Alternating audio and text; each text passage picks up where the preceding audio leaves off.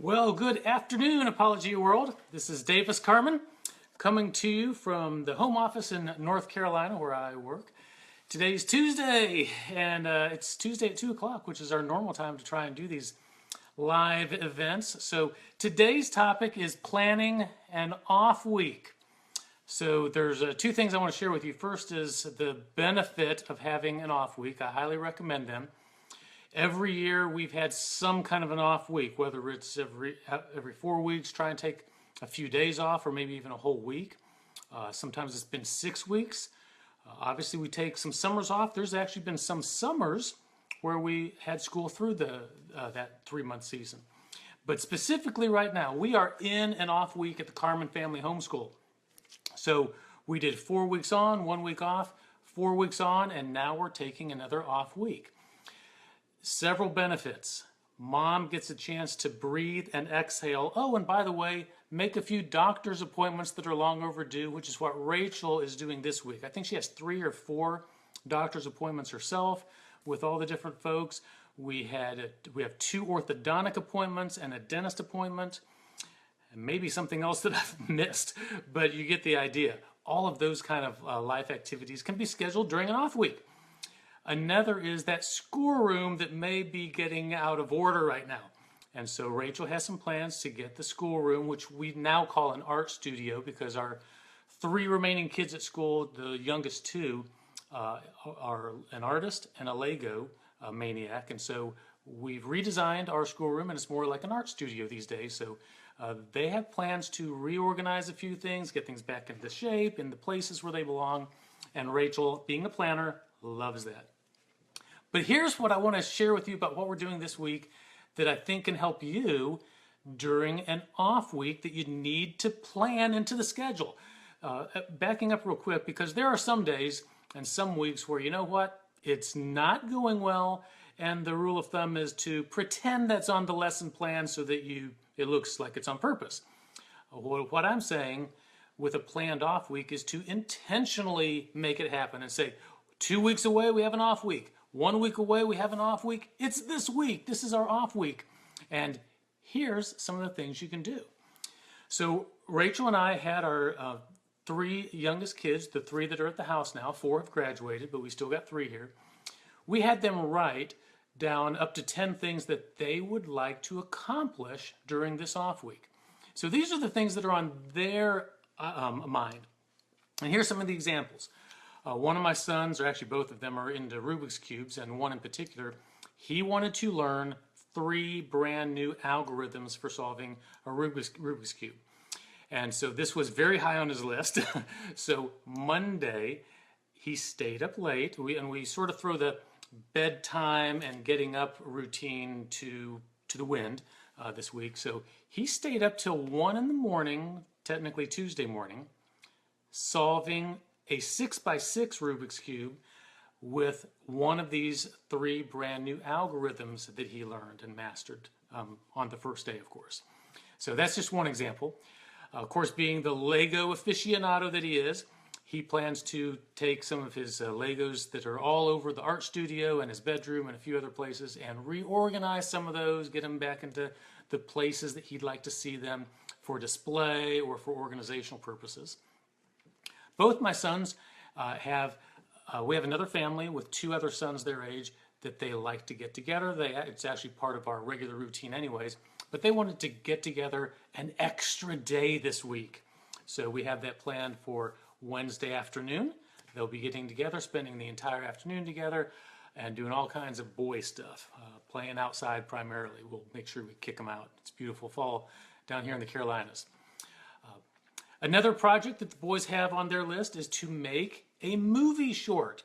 So, some kids really love working with animation, with video recording, audio or music recording. And that's a great project for kids to work on in their regular time or during an off week, where there's all kinds of things that are involved. You got the script, you got the filming, you got the directing, you got the acting, music, special effects.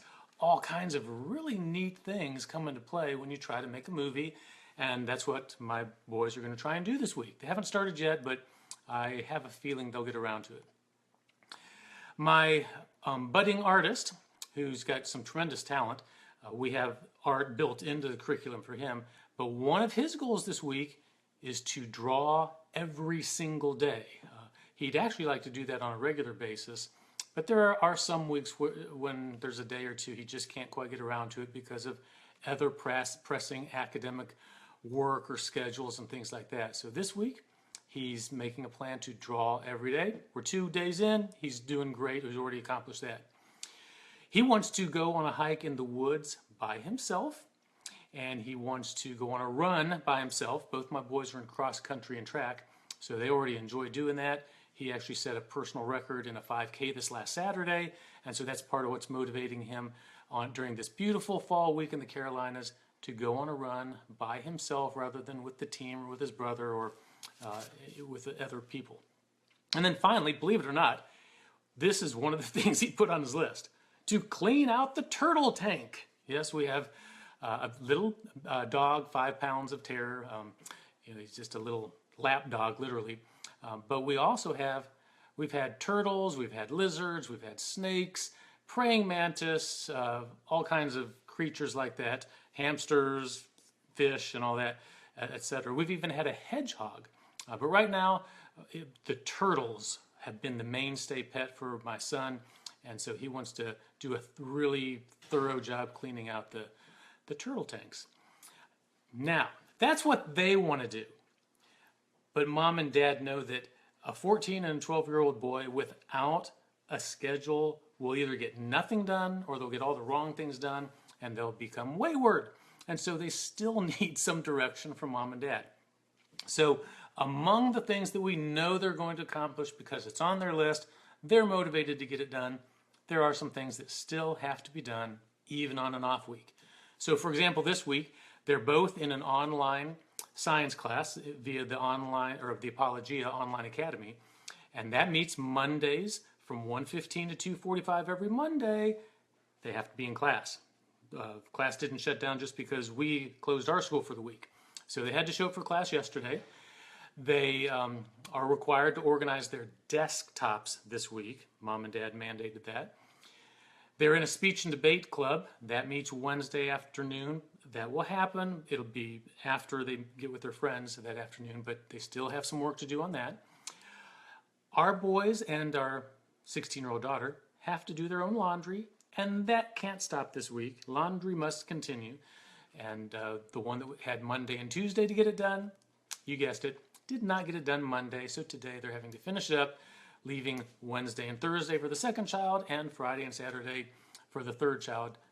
In theory, everybody gets their laundry done, but our house is probably a lot like yours. And even if your kids have the responsibility of doing their own laundry, that one doesn't always get done as well, and especially during an off week. So we're having to follow up on that one. Yes, they'll have to clean up the room more thoroughly than normal this week. And I even had some outside projects. So for instance, yesterday, the boys had to blow the leaves off the yard. They had a blast, quite frankly. It was a beautiful day. They actually liked the leaf blower. And they did a few experiments. On my personal Facebook page, you can see a video I posted yesterday where they were elevating a ball, like they do with the vacuum cleaners and a little beach ball at the stores way back when I was a young kid. So that's our off week. I highly recommend you plan one this fall or next spring. Put it on the calendar so you can look forward to that week when you know you're not going to get as much done. You're planning on not getting as much done, but there's still some order, some schedule. You can get those doctor's appointments during that week. You can organize the schoolroom and do some of the things that I listed today. So I hope that helps you and gives you some ideas of your own. In the meantime, join us again next week, probably on Tuesday, 2 o'clock. We'll have another Facebook Live. And next week, I'm actually meeting with my entire leadership team to do our annual planning. So I would like to still do an Apologia Live video with you and show you the team, discuss a little bit about what we're talking about. It's not all top secret, but it is fun and enjoyable, and it certainly sets the stage for next year. So we'll have a video next week. In case you want to read some articles that I've written, I blog at homeschoolcastles.com. I wrote an article last week called 77 Fun, Serious, Obscure, and Real Reasons to Homeschool. So take a look at that list. I actually added 10 bonus ones to my file today, which are not on the on my blog page. But go to my Facebook page, read that article. I'd love to hear what other ideas, what other reasons to homeschool that I didn't include on that list.